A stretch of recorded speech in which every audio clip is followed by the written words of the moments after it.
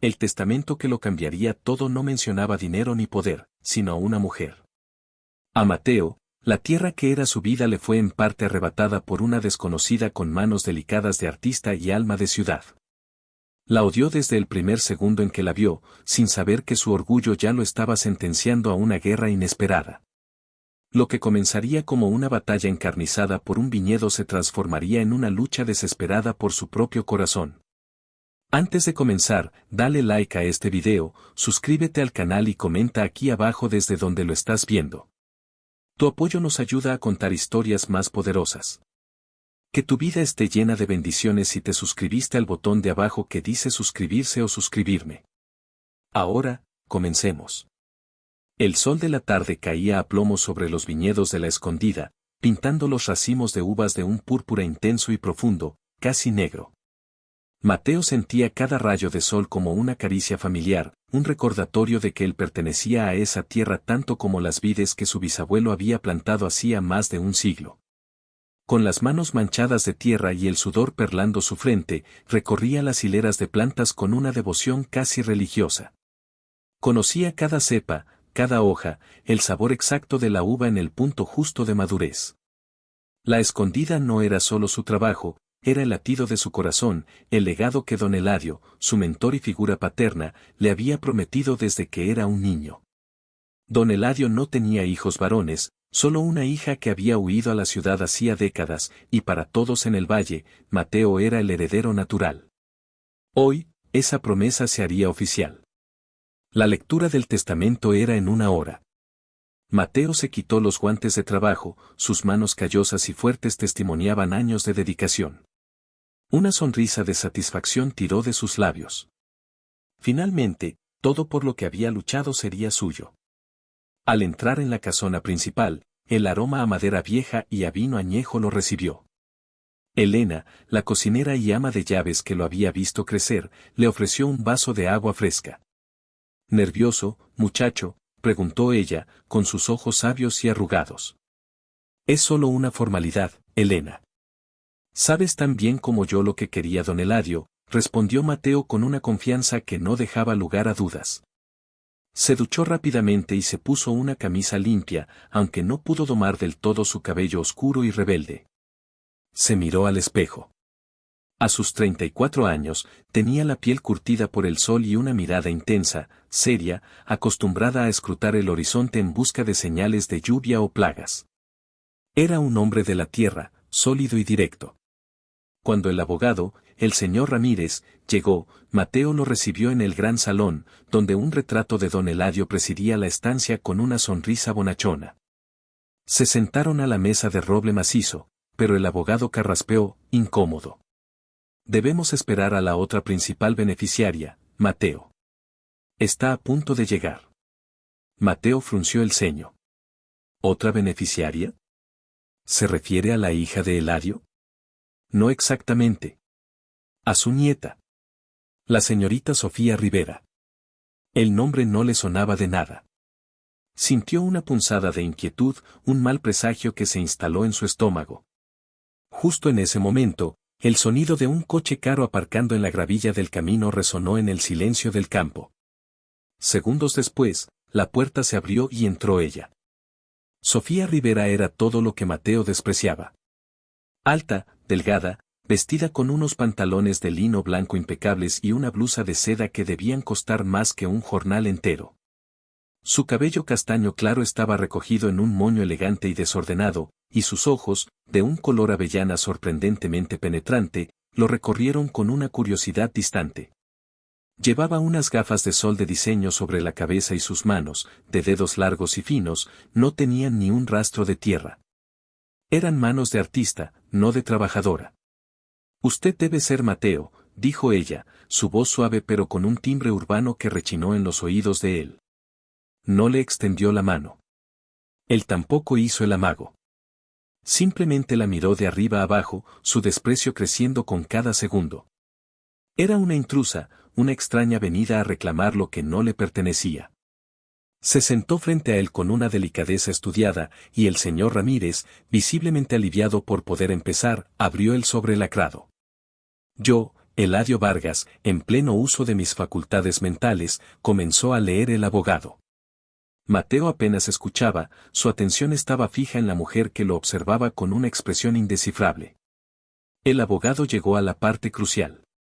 A mi leal y querido Mateo, a quien considero el hijo que nunca tuve, le lego las parcelas del sur y del oeste del viñedo, así como la bodega y toda su maquinaria, con la condición de que continúe produciendo el vino. Legado Vargas, con la misma pasión que le enseñé. El corazón de Mateo dio un vuelco. Las mejores parcelas. La bodega. Era casi todo. Sintió una oleada de alivio. Y a mi única nieta, Sofía Rivera, continuó el abogado, y aquí fue donde el mundo de Mateo se hizo añicos, le lego la casona principal, los jardines que la rodean, y la parcela norte, conocida como, El Mirador, que contiene las cepas más antiguas y valiosas de la propiedad. Mateo se puso de pie de un salto, haciendo que la silla chirriara contra el suelo de madera. ¿Qué? Eso es imposible. Esas cepas son el corazón del viñedo. No se puede separar de la bodega. Sofía permaneció impasible, aunque una de sus cejas se arqueó ligeramente. Señor Ramírez, ¿hay algún error?, preguntó ella con calma. Ninguno, señorita Rivera, respondió el abogado, tragando saliva. Y entonces leyó la cláusula que sellaría sus destinos. Esta herencia solo se hará efectiva si ambos beneficiarios, Mateo y Sofía, viven en la casona principal y trabajan juntos en la totalidad de la propiedad, la escondida, durante un periodo ininterrumpido de 1 año. Si uno de los dos abandona la propiedad o se niega a colaborar, la totalidad de la herencia pasará a ser propiedad de la diócesis local para obras de caridad. Nombré a Elena, mi fiel ama de llaves, como supervisora del cumplimiento de esta condición. Un silencio sepulcral cayó sobre la sala. Mateo miraba al abogado, luego a Sofía, con el rostro enrojecido por la ira. Era una trampa. Una broma macabra de Eladio. Obligarlo a convivir, a trabajar codo con esa niña de ciudad que seguramente no sabía distinguir una uva de una aceituna. No pienso hacerlo, rugió Mateo, golpeando la mesa con el puño. Puede quedarse con su casa y sus cepas viejas, yo no voy a compartir mi vida con una extraña que ni siquiera conoció a Eladio. Por primera vez, la calma de Sofía se quebró. Su mirada se endureció y se levantó, enfrentándolo. Para su información, conocí a mi abuelo perfectamente durante los veranos de mi infancia. Y si usted cree que estoy más contenta que usted con este arreglo ridículo, se equivoca. Tengo una vida, un trabajo en la ciudad. Pero no voy a permitir que la última voluntad de mi abuelo, por extraña que sea, se vaya a la basura por culpa de su orgullo de hombre de las cavernas. Así que, o se calma y acepta las condiciones, o puede ir despidiéndose usted también de su preciada bodega. Sus palabras, dichas con una firmeza helada, lo dejaron sin respuesta. Se miraron el uno al otro, un odio puro y visceral naciendo entre ellos. El abogado cerró la carpeta, se levantó y dijo, la primera noche empieza hoy. Elena les mostrará sus habitaciones. Si me disculpan, tengo otros asuntos que atender. Mucha suerte. Y con eso, se fue, dejándolos solos en un salón cargado de una tensión que se podía cortar con un cuchillo. La guerra por la escondida acababa de comenzar. Elena, que había escuchado todo desde el umbral, entró con una bandeja con 2 vasos de limonada. Suspiró. Don Eladio sabía lo que hacía. Era un hombre terco, pero sabio. Siempre decía que la tierra une lo que los hombres separan. Mateo soltó una risa amarga. Pues esta vez se equivocó, Elena. Esta tierra nos va a separar para siempre. Agarró sus llaves de la mesa y salió de la casa dando un portazo que hizo temblar los cristales de las ventanas, dejando a Sofía sola con su limonada intacta y la inmensa y silenciosa casa como su nuevo campo de batalla. La primera noche fue una tortura de silencios hostiles. Elena le había asignado a Sofía la habitación principal, la que había sido de su abuela, un cuarto amplio con vistas a los viñedos que se extendían como un mar verde hasta el horizonte.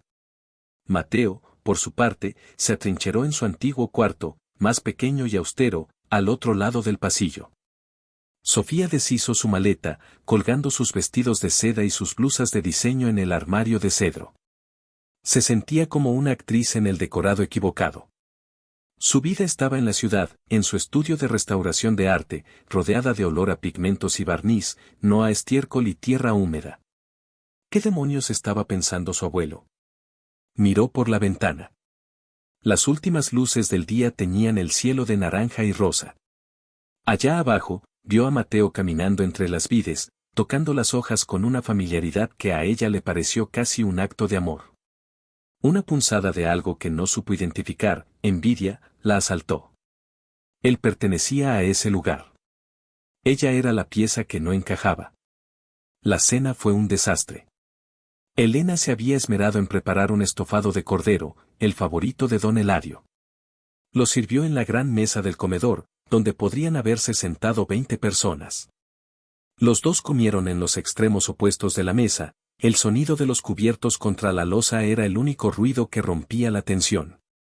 Espero que no crea que voy a ser su criada, soltó Mateo de repente, sin levantar la vista del plato. Aquí todos trabajamos. Mañana empezamos al amanecer. Boda de verano. Sofía dejó el tenedor a un lado. No espero que seas mi criado, así como espero que tú no esperes que yo sepa por arte de magia cómo podar vides. Soy restauradora de arte, no agricultora. Mateo bufó. Se nota. Manos de pianista. Veremos cuánto duran cuando agarres las tijeras. Ella lo miró, y por primera vez le sostuvo la mirada con desafío. Durarán más de lo que usted cree. No me subestime, Mateo. Ah, ¿no? ¿Y qué sabes tú de este lugar, de lo que cuesta sacar una cosecha adelante? Para ti esto es un juego, un año sabático en el campo. Para mí, es mi vida, y has venido a complicarla. Tal vez ha venido a mejorarla, replicó ella, aunque ni ella misma se creía sus palabras. El aire se cargó de electricidad. Mateo sintió un impulso irracional de levantarse, acercarse a ella y decirle a la cara todo lo que pensaba de su arrogancia de ciudad, pero algo en sus ojos avellana, una chispa de vulnerabilidad mezclada con orgullo. Lo detuvo. Eran como dos animales salvajes estudiando al oponente antes del primer ataque. De repente, él empujó el plato. Perdí el apetito. Se levantó y salió del comedor, dejándola de nuevo en soledad. Sofía suspiró, el estofado de pronto le pareció insípido. ¿En qué se había metido? Más tarde esa noche, incapaz de dormir, se puso un camisón de seda y bajó a la cocina a por un vaso de agua. La casa estaba en silencio. La única luz era la de la luna que entraba por la ventana. Al pasar por el salón, vio un brillo anaranjado. Mateo estaba sentado en el sillón de don Eladio, frente a la chimenea apagada, con un vaso de vino en la mano. La observó entrar, su mirada recorriéndola de arriba a abajo de una forma que la hizo sentirse extrañamente expuesta. El camisón, que en la ciudad era elegante, aquí parecía frívolo y fuera de lugar. Ella se cruzó de brazos, sintiendo un escalofrío que no era de frío. No podía dormir, dijo a modo de explicación.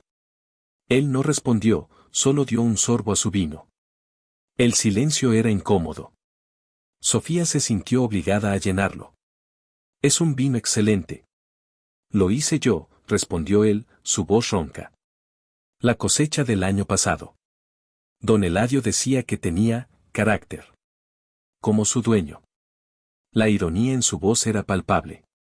¿Te molesta tanto que esté aquí?, preguntó ella, acercándose un par de pasos, atraída por una curiosidad que no podía reprimir.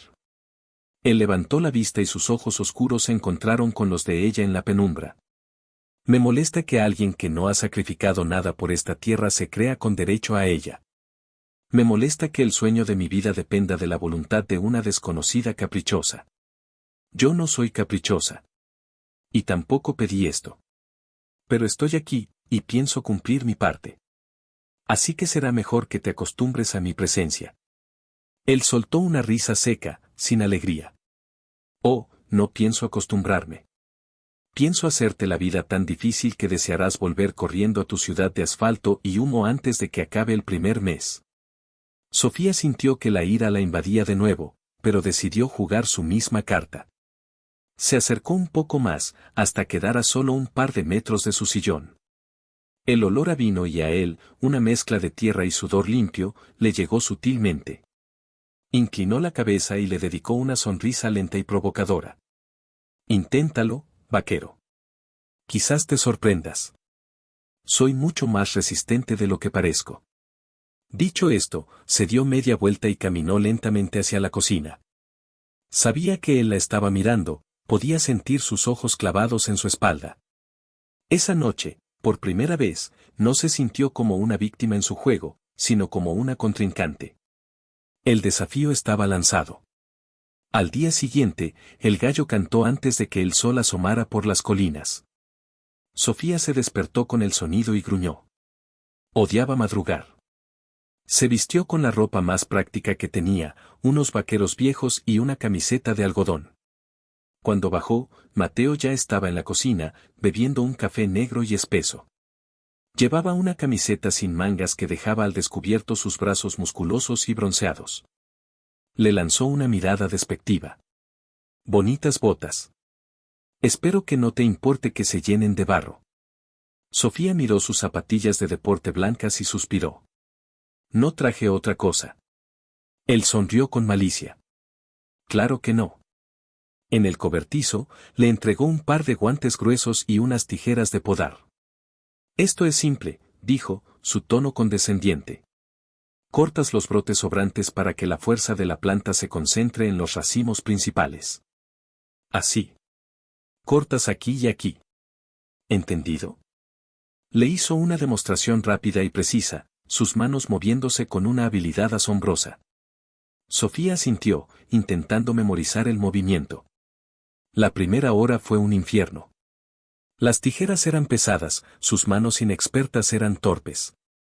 Se cortó un dedo, el sol empezó a pegar con fuerza y el sudor le corría por la cara, mezclándose con el polvo. Mateo trabajaba a su lado en silencio, avanzando 3 hileras por cada una que ella terminaba. No le ofreció ayuda, solo la observaba de reojo con una expresión de suficiencia, esperando que se rindiera. Pero Sofía no lo hizo. Apretó los dientes, ignoró el dolor de su espalda y el ardor de las ampollas que empezaban a formarse en sus manos. Pensaba en su abuelo, en su extraña última voluntad. Pensaba en la sonrisa arrogante de Mateo. Y eso le daba fuerzas. A mediodía, Elena les llevó comida al campo, pan, queso, chorizo y una bota de vino. Se sentaron bajo la sombra de un viejo olivo. Sofía devoró la comida, exhausta y hambrienta. Mateo la observó, y por un instante, una expresión que no era de desprecio cruzó su rostro. Era casi, respeto. No lo haces tan mal, para ser una chica de ciudad, admitió a regañadientes, dándole un trago a la bota de vino. Sofía, demasiado cansada para responder con sarcasmo, solo murmuró un gracias. De repente, al intentar levantarse, un dolor agudo le recorrió el tobillo y gritó, perdiendo el equilibrio.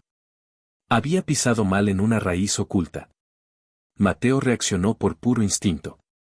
Se lanzó hacia ella y la agarró antes de que cayera al suelo, rodeándola con sus brazos fuertes. Por un segundo, sus cuerpos estuvieron pegados.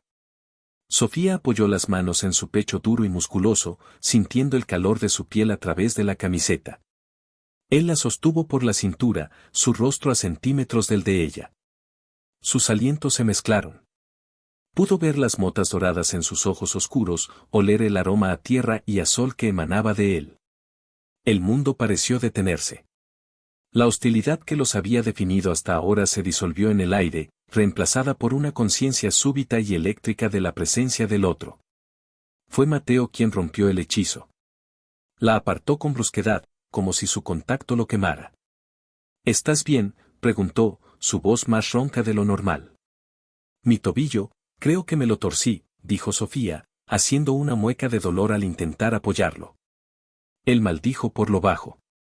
Sin decir una palabra, se agachó, pasó un brazo por debajo de sus rodillas y el otro por su espalda, y la levantó en brazos como si no pesara nada. Sofía soltó un grito ahogado de sorpresa. «Puedo caminar», protestó, aunque sabía que era mentira. No digas tonterías, gruñó él, y comenzó a caminar hacia la casa con ella en brazos. El camino de vuelta fue extrañamente íntimo.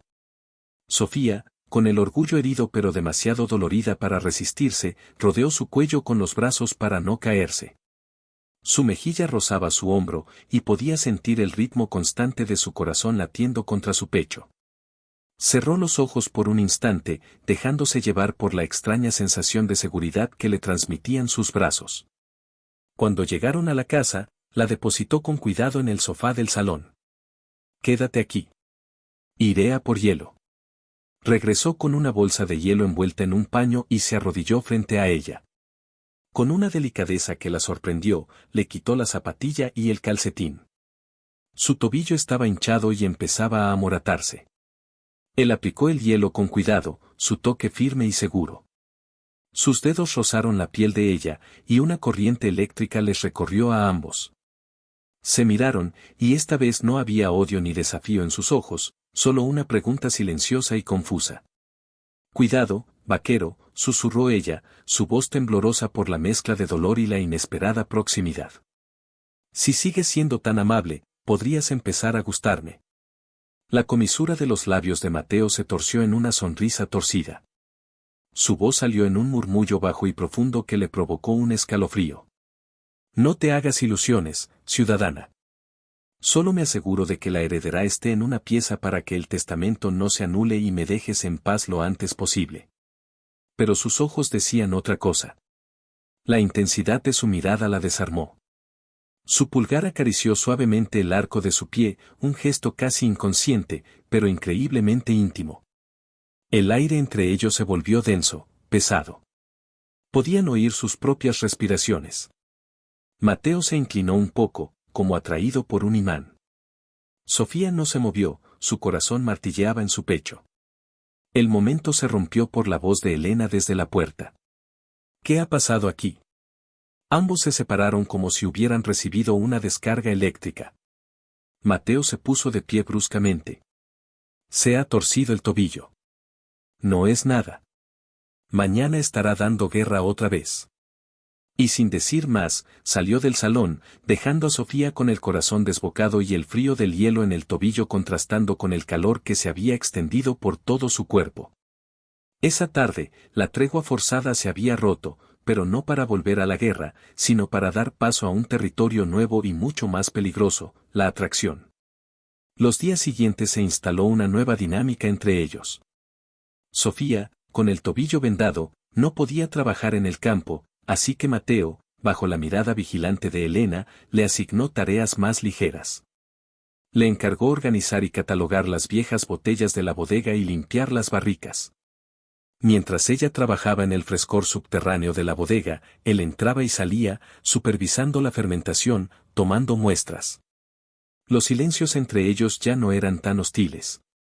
A veces, él le explicaba el proceso de vinificación, la importancia de la temperatura, el papel de la madera. Y ella escuchaba, fascinada por la pasión con la que hablaba de su trabajo. Un día, mientras limpiaba el polvo de unas estanterías olvidadas, Sofía encontró una pequeña puerta de madera al fondo de la bodega. La curiosidad la pudo. La abrió y descubrió un pasadizo estrecho y húmedo que ascendía. Subió las escaleras de piedra y salió a la luz del sol, encontrándose en el interior de una pequeña capilla de piedra, casi devorada por la hiedra. Era hermosa y triste a la vez. Los bancos de madera estaban cubiertos de polvo, las telarañas colgaban del techo y los frescos de las paredes estaban descoloridos y agrietados. Eran escenas de la vendimia, pintadas con un estilo rústico pero encantador.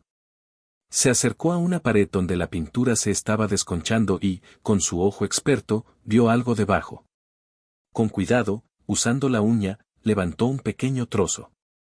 Debajo, había otro color, un azul más vivo, parte de un dibujo más antiguo y elaborado. Su corazón de restauradora empezó a latir con fuerza.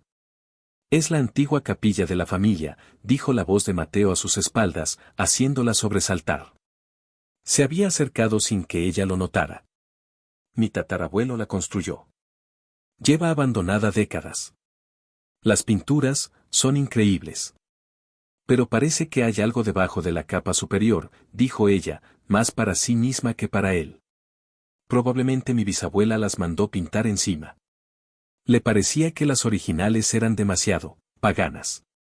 Celebraban más al vino que a Dios, dijo Mateo con una media sonrisa. Se acercó a la pared y miró lo que ella había descubierto. Sus hombros casi se rozaron. Sofía sintió de nuevo esa corriente eléctrica. Podría restaurarlas, dijo ella de repente, emocionada. Es mi trabajo. Podría descubrir lo que hay debajo. Sería mi contribución. Una forma de cumplir mi parte del trato sin estorbar en el campo. Mateo la miró. Vio el brillo en sus ojos, la pasión genuina. Por primera vez, no la vio como la ciudadana o la intrusa, sino como Sofía, una mujer apasionada por su arte, igual que él lo era por el suyo. Se encogió de hombros, fingiendo indiferencia. Haz lo que quieras. Mientras no dejes la propiedad, por mí como si quieres pintar la casa de rosa. Pero su tono era más suave. Y cuando se fue, Sofía se quedó sonriendo. Había encontrado su lugar en la escondida. Su propio proyecto. Su refugio. Los días se convirtieron en semanas. Sofía pasaba la mayor parte del tiempo en la capilla, montando un pequeño andamio, mezclando disolventes suaves, trabajando con pinceles diminutos y una concentración absoluta. Lentamente, capa a capa, el fresco original empezó a emerger. Era una obra de arte asombrosa, llena de color y vida, que representaba figuras danzando entre las vides. Mateo, con la excusa de ver sus progresos, la visitaba casi todos los días. Se quedaba en silencio, observándola trabajar. Le fascinaba la precisión de sus manos, la forma en que se mordía el labio inferior cuando estaba concentrada. A veces le llevaba un café o un trozo de fruta. Y hablaban. Hablaban de arte y de vino, descubriendo que, en el fondo, sus pasiones no eran tan diferentes. Ambas requerían paciencia, dedicación y un profundo respeto por la materia prima. Una tarde, ella estaba en lo alto del andamio, trabajando en una sección difícil cerca del techo. Al estirarse para alcanzar un rincón, perdió el equilibrio. El andamio se tambaleó peligrosamente. Cuidado, gritó Mateo, que acababa de entrar. Se precipitó hacia adelante y sujetó el andamio justo cuando ella caía. Sofía aterrizó directamente en sus brazos, de nuevo. Esta vez, fue diferente. No hubo brusquedad ni sorpresa. Él la sostuvo con firmeza, y ella, con el corazón en la garganta, levantó la cabeza y lo miró a los ojos. Parece que te estás aficionando a salvarme, vaquero, susurró ella, intentando sonar divertida, pero su voz salió temblorosa. Y tú te estás aficionando a caer en mis brazos, respondió él, su voz un murmullo grave que vibró en el pecho de ella. Su rostro estaba tan cerca que podía contar sus pestañas.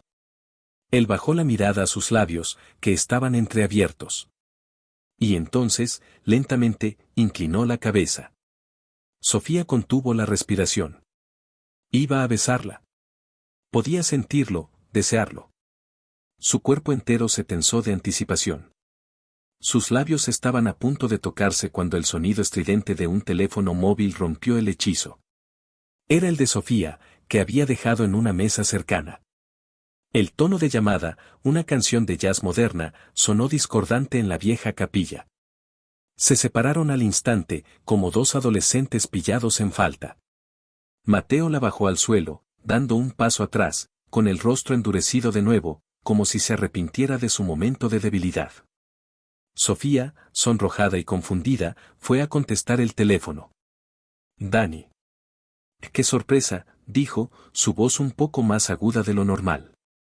Mateo se congeló al escuchar el nombre masculino y la alegría evidente en la voz de ella. Se quedó en la sombra, escuchando. Sí, estoy bien, bueno, es una larga historia. No, claro que no. Me encantaría verte. ¿De verdad? ¿Puedes venir este fin de semana? Sería increíble. Tengo tantas cosas que contarte. La conversación continuó, llena de risas y bromas internas que Mateo no entendía. Sintió una punzada fea y oscura en el estómago. Celos. Era un sentimiento tan crudo y poderoso que lo sorprendió. ¿Celoso de un tal Dani? ¿Celoso de ella? Era ridículo. Odiaba a esta mujer. Pero entonces, ¿por qué la idea de que otro hombre viniera a verla, a hacerla reír de esa manera, le hacía querer golpear una pared? Cuando Sofía colgó, se volvió hacia él con una sonrisa radiante. Era Daniel, un colega de mi estudio. Va a venir a visitarme el sábado. No puedo creerlo, hace semanas que no veo a nadie de mi mundo.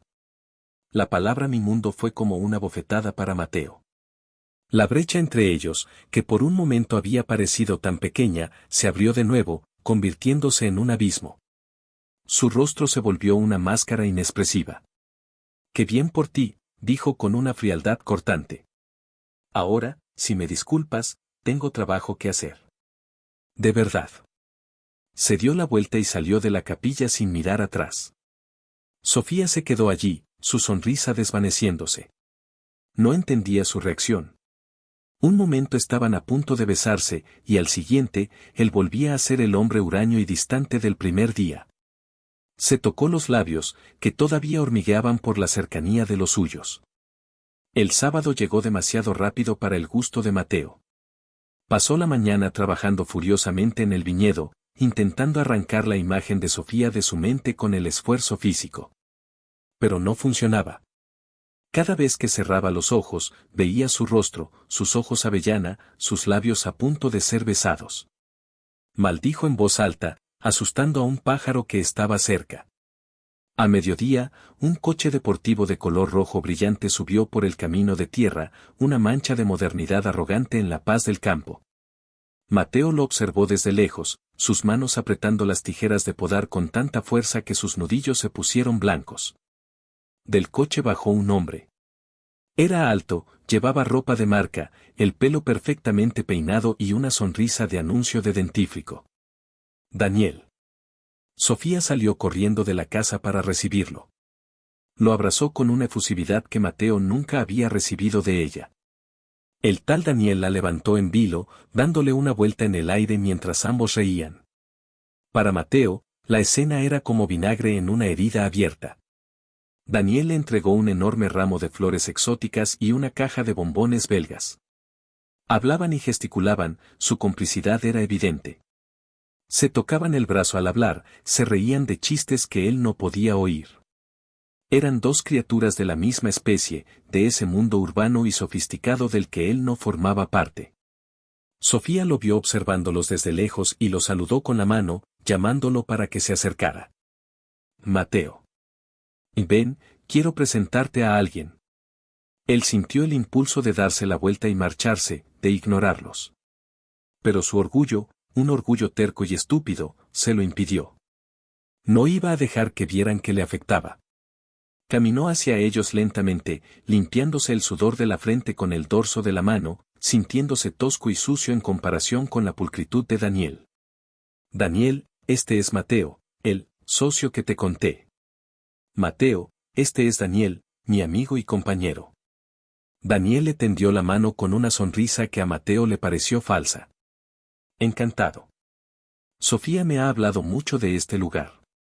Es rústico. La palabra rústico sonó como un insulto en sus labios. Mateo le estrechó la mano con más fuerza de la necesaria, disfrutando por un instante de la mueca de dolor que cruzó el rostro de Daniel. No todos tenemos la suerte de vivir rodeados de cemento, respondió Mateo, su voz un gruñido. Se hizo un silencio incómodo, que Sofía rompió rápidamente. Bueno, ¿por qué no entramos? Elena ha preparado limonada. Debes estar muerto de sed después del viaje, Dani. Durante el resto del día, Mateo se convirtió en una sombra, un espectador silencioso de su reunión. Los observó mientras Sofía le enseñaba la casa, mientras le mostraba la capilla y su trabajo de restauración. Daniel elogiaba todo con adjetivos vacíos como fascinante y súper interesante, pero Mateo podía ver que no entendía nada. Que no veía el alma del lugar. Solo veía una antigüedad pintoresca. En la cena, la tortura continuó. Daniel y Sofía no paraban de hablar de exposiciones de arte, de restaurantes de moda en la ciudad, de amigos comunes. Mateo se sentía como un extranjero en su propia casa. Cada risa de Sofía era una puñalada. Cada vez que Daniel le ponía una mano en el hombro, la sangre de Mateo hervía. Veía la forma en que Daniel la miraba, con un interés que no era solo amistoso. Y lo que era peor, veía que a Sofía le gustaba esa atención. Estaba floreciendo bajo la mirada de Daniel, volviendo a ser la mujer sofisticada y segura que había llegado el primer día. Después de cenar, Daniel propuso abrir una botella de champán que había traído. Se sentaron en el porche, bajo las estrellas. El aire de la noche era fresco, perfumado con el aroma de los jazmines y la tierra. Daniel descorchó la botella con un gesto teatral. Por Sofía, brindó. La mejor restauradora de arte de este lado del hemisferio. La ciudad te echa de menos. Y yo a ella, respondió Sofía, riendo. Mateo, que sostenía una copa de su propio vino tinto, sintió que algo dentro de él se rompía. Ella echaba de menos la ciudad. Por supuesto que lo hacía. Todo esto, el campo, el viñedo, él, era solo un paréntesis, una condena de un año que estaba deseando que terminara para volver a su verdadera vida. ¿Sabes, Sophie?, dijo Daniel, bajando la voz y acercándose a ella. He estado pensando. Este arreglo es una locura. ¿Por qué no mandas todo al diablo? Vuelve a la ciudad. Tenemos ese proyecto en Florencia esperando. Podemos irnos juntos. El corazón de Mateo se detuvo. Florencia. Juntos. La imagen de Sofía en Italia, lejos de él, riendo con ese idiota, fue demasiado. Se levantó de golpe, la silla raspando violentamente el suelo. Los dos lo miraron, sorprendidos. La mirada de Mateo era oscura, tormentosa. Estaba temblando de una rabia que no podía controlar, una rabia nacida de celos puros y de un terror inesperado a perderla. Ella no se va a ninguna parte, dijo, su voz era un gruñido bajo y posesivo que resonó en el silencio de la noche. Tiene un acuerdo que cumplir. Conmigo. Sofía lo miró, estupefacta. La intensidad de su voz, la fiereza en sus ojos, no era la del hombre que odiaba su presencia. Era la mirada de un hombre que reclamaba algo como suyo. En ese instante, bajo las estrellas del viñedo, Mateo confrontó la verdad que había estado negando durante semanas. Ya no se trataba del viñedo. No se trataba de la herencia de Eladio. Se trataba de ella. De la forma en que se mordía el labio cuando se concentraba, del olor de su pelo, de la electricidad que sentía cada vez que se rozaban. Su resentimiento, su odio inicial, se había transformado, sin que él se diera cuenta, en algo mucho más profundo, mucho más peligroso. Era una atracción posesiva, un deseo ardiente que ahora, al ver a un rival, había explotado en unos celos incontrolables. No iba a permitir que se la llevaran. Lucharía por ella, aunque tuviera que luchar contra ella misma. Su guerra acababa de cambiar de objetivo. Ya no era por la tierra. Ahora, era por la mujer que estaba parada en ella. El silencio que siguió a las palabras de Mateo fue denso, pesado y cargado de un significado que ninguno de los tres supo cómo interpretar de inmediato. Daniel fue el primero en reaccionar, soltando una risa forzada que no logró ocultar su irritación. Vaya, vaya. Así que el granjero también tiene carácter, dijo, mirando a Mateo con una mezcla de burla y desafío. No te preocupes, amigo. No planeaba secuestrarla. Solo le recordaba a Sofía que tiene una vida esperándola lejos de todo esto. Hizo un gesto vago con la mano, abarcando el porche, los viñedos, la noche estrellada, como si todo fuera un decorado sin importancia. Pero Sofía no miraba a Daniel. Sus ojos estaban clavados en Mateo, tratando de descifrar la tormenta que veía en los suyos. Su corazón latía con fuerza, una mezcla de confusión, enfado y una extraña, muy extraña, punzada de halago. ¿Un acuerdo conmigo?, preguntó ella, su voz apenas un susurro. ¿Desde cuándo te importa tanto que yo cumpla este acuerdo? Creía que estabas contando los días para que me fuera. Mateo sintió que la sangre se le subía a la cara. Había hablado sin pensar, movido por un instinto primitivo y posesivo que ahora lo dejaba completamente expuesto. Tenía que retroceder, encontrar una excusa plausible. Me importa el viñedo, dijo con brusquedad, la voz sonando más dura de lo que pretendía. Me importa el legado de Eladio. Y su última voluntad fue clara, 1 año. Juntos. Si te vas, todo esto, y él también hizo un gesto, pero el suyo fue reverente, lleno de amor por la tierra, se va a la basura. Y no voy a permitirlo por un capricho tuyo o una oferta de viaje a Italia. Su excusa era lógica, pero el tono no lo era. Había una vibración en su voz, una corriente subterránea de emoción pura que Sofía no pudo ignorar. Daniel se levantó, interponiéndose entre ellos, colocando una mano protectora en el brazo de Sofía. Creo que ha sido un día muy largo, dijo, su sonrisa de dientes blancos dirigida a Mateo. Quizás deberías ir a descansar. Pareces tenso. Era una provocación clara. Mateo apretó los puños a los costados, sintiendo el impulso casi incontrolable de borrarle esa sonrisa de la cara. Pero entonces vio la mirada de Sofía, que le suplicaba silencio. Respiró hondo, luchando por controlar el volcán que bullía en su interior. Buenas noches, dijo entre dientes, y sin una palabra más, se dio la vuelta y entró en la casa, cerrando la puerta del porche con una fuerza que hizo tintinear los cristales. Sofía se quedó a solas con Daniel, pero el aire entre ellos había cambiado. La tensión que Mateo había dejado atrás permanecía flotando. ¿Qué demonios ha sido eso?, preguntó Daniel, quitándose la máscara de amabilidad. ¿Ese tipo tiene algún problema? Es complicado, respondió Sofía, apartándose de su contacto. Él y yo no tenemos la mejor de las relaciones. Eso ya lo veo. Pero la forma en que te miró, la forma en que dijo, conmigo. Sofía, ese hombre no te ve como una socia. Te ve como si fueras otra de sus parras, una propiedad más en su viñedo. Las palabras de Daniel, aunque maliciosas, resonaron en una parte de ella. ¿Era eso? ¿Un simple instinto de propiedad sobre lo que consideraba suyo? Pero no podía quitarse de la cabeza la imagen de sus ojos, la vulnerabilidad que había vislumbrado bajo la rabia. Estás exagerando, Dani. Mateo es así. Primitivo. Orgulloso. Pues a mí me parece peligroso, insistió él. Escucha mi oferta. En serio. Florencia. Olvídate de este lugar. Volveremos a la ciudad, te buscaré los mejores abogados.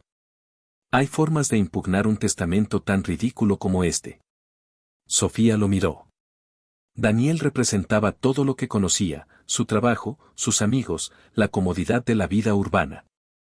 Era la salida fácil, la vuelta a la normalidad.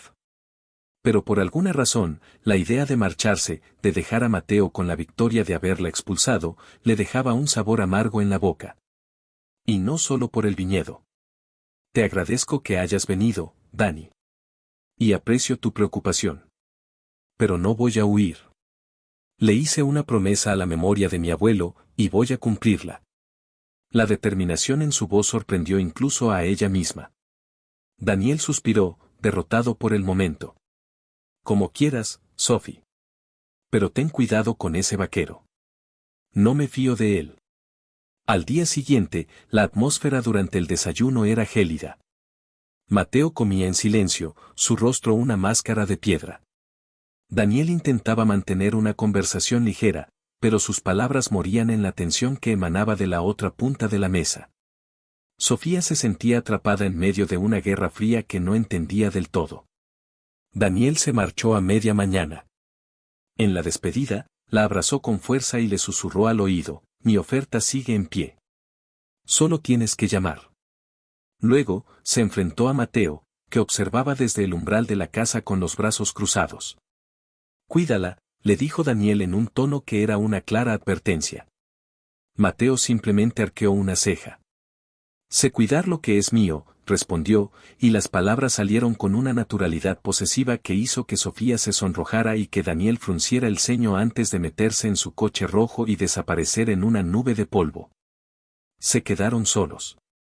El sonido del motor del coche se fue apagando, dejando paso al canto de los grillos y al susurro del viento entre las hojas de las parras. ¿Qué es tuyo, exactamente, Mateo?, preguntó Sofía, cruzándose de brazos y enfrentándolo. Su paciencia se había agotado. Él la miró, sus ojos oscuros recorriéndola como si la estuviera viendo por primera vez. Se acercó a ella, despacio, acortando la distancia hasta que solo unos centímetros lo separaron. Ella tuvo que levantar la barbilla para mirarlo a los ojos. El viñedo, dijo él, su voz un murmullo bajo y ronco. Este legado. Esta tierra. Y tú, hizo una pausa, su mirada bajando a los labios de ella por un instante, tú eres parte de ese legado. Al menos, durante los próximos 10 meses. ¿Te guste o no? No soy un objeto, Mateo. No soy una parcela de tierra que puedas reclamar, replicó ella, aunque su voz tembló ligeramente por su cercanía. Olía a café y a aire libre, una mezcla embriagadora. Nunca he dicho que lo fueras, respondió él. Y entonces hizo algo que la descolocó por completo. Extendió la mano y, con la yema de su dedo pulgar, calloso y áspero por el trabajo, le apartó un mechón de pelo que se le había escapado del moño y le acarició la mejilla. El contacto fue breve, apenas un susurro de piel contra piel, pero envió una descarga eléctrica por todo el cuerpo de Sofía. Solo digo que estás aquí. Y mientras estés aquí, estás bajo mi responsabilidad. Y no me gustó ese tipo. Admitirlo en voz alta pareció costarle un esfuerzo sobrehumano. No necesito que me cuides. Y Daniel es mi amigo, dijo ella, intentando recuperar la compostura. Él soltó una risa seca. Ese no quiere ser tu amigo, Sofía. Un ciego podría verlo. Pero haz lo que quieras. Allá tú con tus amigos de ciudad. Se dio la vuelta para marcharse, pero ella lo detuvo, agarrándolo del brazo. La textura de su piel, cálida y firme bajo sus dedos, la sorprendió. Espera. ¿Qué fue todo eso de anoche? ¿Por qué reaccionaste así? Mateo se giró, su mirada intensa de nuevo. Ya te lo he dicho. Por el viñedo. No te creo, lo desafió ella. Ah, ¿no? ¿Y qué crees tú, lista de ciudad? ¿Por qué no me lo dices tú? Por una vez, sé sincero. ¿Qué es lo que te molesta tanto de Daniel? Él la miró fijamente, una batalla librándose en su interior. El orgullo contra la verdad. El silencio se alargó, denso y expectante. Me molesta, dijo al fin, su voz baja y cargada de una emoción que no supo nombrar, la forma en que te mira. La forma en que te toca. Me molesta que te haga reír con chistes estúpidos que yo no entiendo. Me molesta que te ofrezca Florencia como si fuera un dulce, y que tú lo consideres por un segundo. Me molesta que él represente un mundo al que puedes volver, y yo solo esto, esta tierra, este polvo. Cada palabra era una confesión, una pieza de su alma expuesta a la luz del sol. Sofía se quedó sin aliento. No esperaba esa honestidad, esa vulnerabilidad cruda. Todo su enfado se disipó, reemplazado por una oleada de algo cálido y abrumador. Mateo, empezó a decir, pero no supo cómo continuar. Él se dio cuenta de que había dicho demasiado. La máscara de dureza volvió a su sitio. Olvídalo. No son más que tonterías. Tengo trabajo que hacer.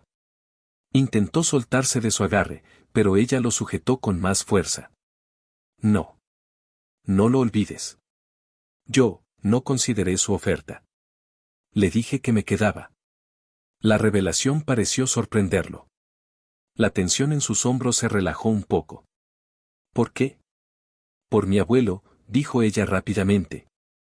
Era la verdad, pero no toda la verdad. Y porque no me gusta huir.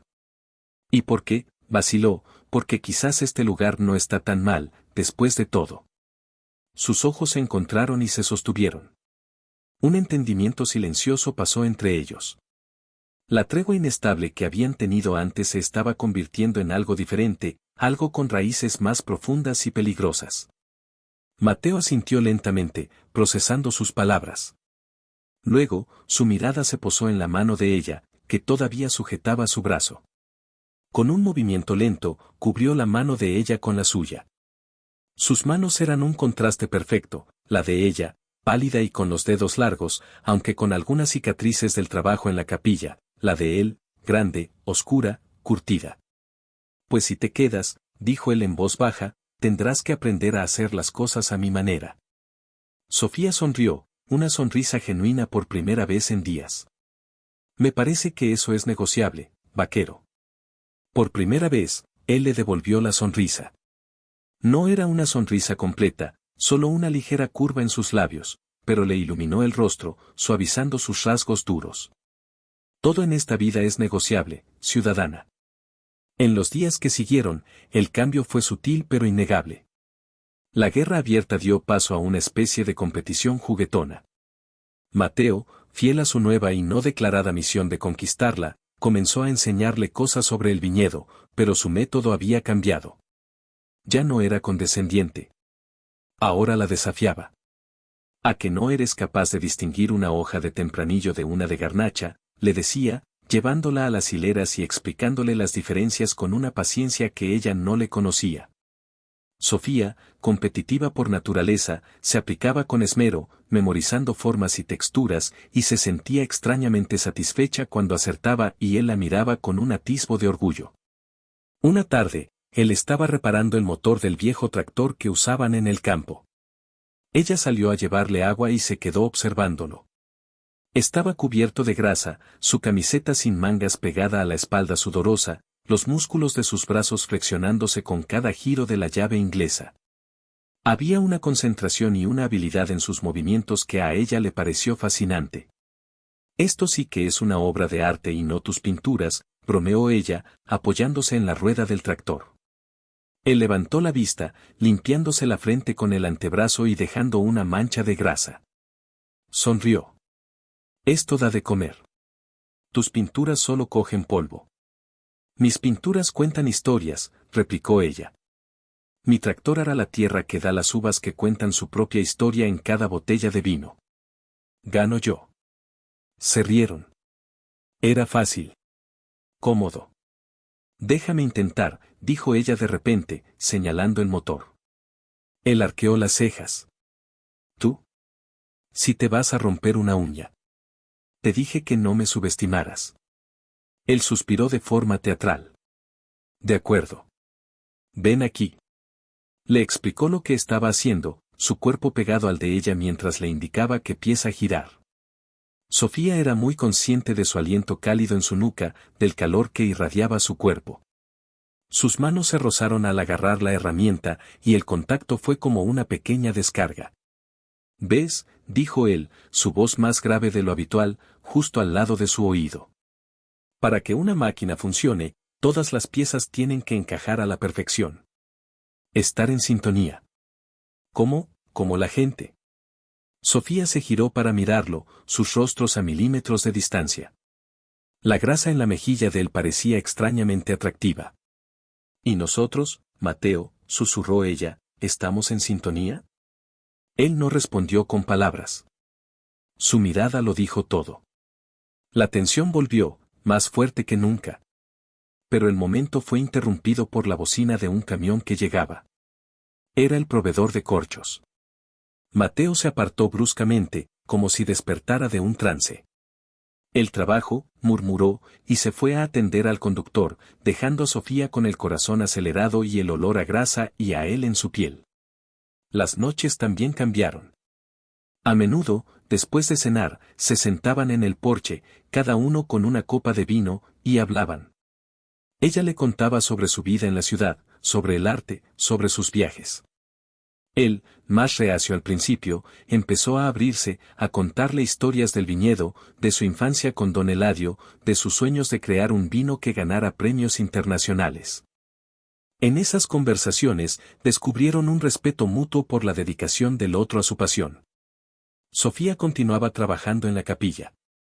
Cada día, un pedazo más del mural original salía a la luz. Era más magnífico de lo que había imaginado. Representaba a una mujer de aspecto regio, con una corona de hojas de parra, rodeada de hombres y mujeres que le ofrecían racimos de uva. Mateo solía terminar su jornada y pasar por allí para ver sus avances. Una tarde, se quedó mirando fijamente a la figura de la mujer. Se parece a la descripción que Eladio hacía de su bisabuela, Inés. Decía que ella fue la verdadera alma del viñedo. La que descubrió que cepas se adaptaban mejor a esta tierra. Sofía sintió un escalofrío. Sentía una extraña conexión con esa capilla, con esas pinturas. Era como si el pasado de la familia le estuviera hablando. Pero no todo era idílico. La realidad de llevar un negocio pronto los golpeó con fuerza. Una mañana, mientras Sofía organizaba unos papeles en el despacho de su abuelo, encontró un libro de cuentas escondido en un cajón. Lo abrió y lo que vio la dejó helada. La escondida, a pesar de la calidad de su vino, estaba al borde de la quiebra. Había deudas con proveedores, préstamos bancarios pendientes y los ingresos de las últimas cosechas apenas cubrían los gastos. Sintió una punzada de ira. ¿Mateo lo sabía? Salió del despacho con el libro en la mano y lo buscó. Lo encontró en la bodega, probando el vino de una de las barricas. «Tenemos que hablar», dijo ella, su tono serio. Él se giró, notando el libro en su mano. Su expresión se ensombreció. Supo exactamente lo que había encontrado. ¿Lo sabías?, preguntó ella, su voz temblando de rabia y decepción. ¿Sabías que el viñedo se está hundiendo y no me dijiste nada? No es asunto tuyo, respondió él a la defensiva, volviendo a su antigua actitud arisca. Claro que es asunto mío. La mitad de esto me pertenece. Tengo derecho a saber que estamos a punto de perderlo todo. No vamos a perder nada. Yo lo tengo controlado. No, no lo tienes. He visto los números, Mateo. Son un desastre. Eladio era un gran viticultor, pero un pésimo hombre de negocios. Y tú has seguido sus pasos. Pura pasión sin un plan. La acusación le dio de lleno. Era su mayor inseguridad. Sabía hacer vino, pero no sabía venderlo. Odiaba los números, el marketing, las llamadas a distribuidores. Lo había estado posponiendo, esperando un milagro, una cosecha excepcional que lo salvara todo. ¿Y qué sabes tú de planes?, estalló él. Tú, que vives en tu torre de marfil de arte y galerías. ¿Qué sabes del esfuerzo que cuesta mantener este lugar a flote? Sé más de lo que crees. Mi trabajo también es un negocio. Trato con clientes, con presupuestos, con plazos. Sé que la pasión no paga las facturas. ¿Por qué no me lo dijiste? ¿Por orgullo? La palabra orgullo resonó entre ellos. Era el muro que siempre se había interpuesto. Se miraron, la vieja hostilidad mezclada con la nueva e incómoda intimidad. Sí, admitió él al fin, la palabra saliendo como una rendición. Por orgullo. No quería que tú, de entre todas las personas, vieras que estaba fracasando. No quería darte otra razón para pensar que este lugar era un error y marcharte. La confesión la desarmó de nuevo. Su ira se desvaneció, dejando solo una profunda tristeza. Se acercó a él y le quitó la copa de vino de la mano. No estamos fracasando, dijo con una firmeza que lo sorprendió. Estamos en problemas. Y vamos a solucionarlos. Juntos. Él la miró, incrédulo. ¿Juntos? ¿Qué vas a hacer tú? Pintar las botellas para que se vendan mejor. A pesar de la gravedad de la situación, ella sonrió. No es mala idea, pero tengo algo mejor. Déjame ver todos los libros. Déjame hacer un plan de negocio. Tú te encargas del vino, de la tierra. Eres el mejor en eso. Déjame a mí encargarme del resto. Podemos hacerlo, Mateo. Podemos salvar la escondida. Él la estudió durante un largo rato, buscando cualquier atisbo de falsedad en su rostro. Solo encontró determinación y una extraña fe en el que nadie le había mostrado en mucho tiempo. Confía en mí, susurró ella. Él asintió lentamente, una sola vez. Era más que una tregua. Era una alianza. Esa noche, transformaron la mesa del comedor en un centro de operaciones. Desparramaron facturas, libros de cuentas y extractos bancarios. Trabajaron hasta altas horas de la madrugada, con el único sonido del lápiz de Sofía sobre el papel y el ocasional susurro de Mateo explicando algún gasto. Cerca de las 3 de la mañana, el agotamiento los venció. Sofía se quedó dormida, su cabeza apoyada sobre los papeles. Mateo se quedó mirándola. La luz de la lámpara suavizaba sus facciones y un mechón de pelo le caía sobre la frente. Sintió un impulso de ternura tan abrumador que le dolió. Con sumo cuidado para no despertarla, la cogió en brazos. Ella se acurrucó contra su pecho, murmurando algo ininteligible en sueños. La subió por las escaleras hasta su habitación. Era la primera vez que entraba allí. El cuarto olía a ella, a lavanda y a un perfume suave. La depositó en la cama y la arropó con la colcha. Se quedó un momento de pie junto a la cama, observándola dormir. Parecía tan pacífica, tan diferente de la mujer desafiante que había conocido. No pudo resistirlo. Se inclinó y depositó un beso suave en su frente. Fue un contacto fugaz, pero para él fue como sellar un pacto silencioso. Al darse la vuelta para irse, ella habló, su voz somnolienta. Mateo. Él se congeló.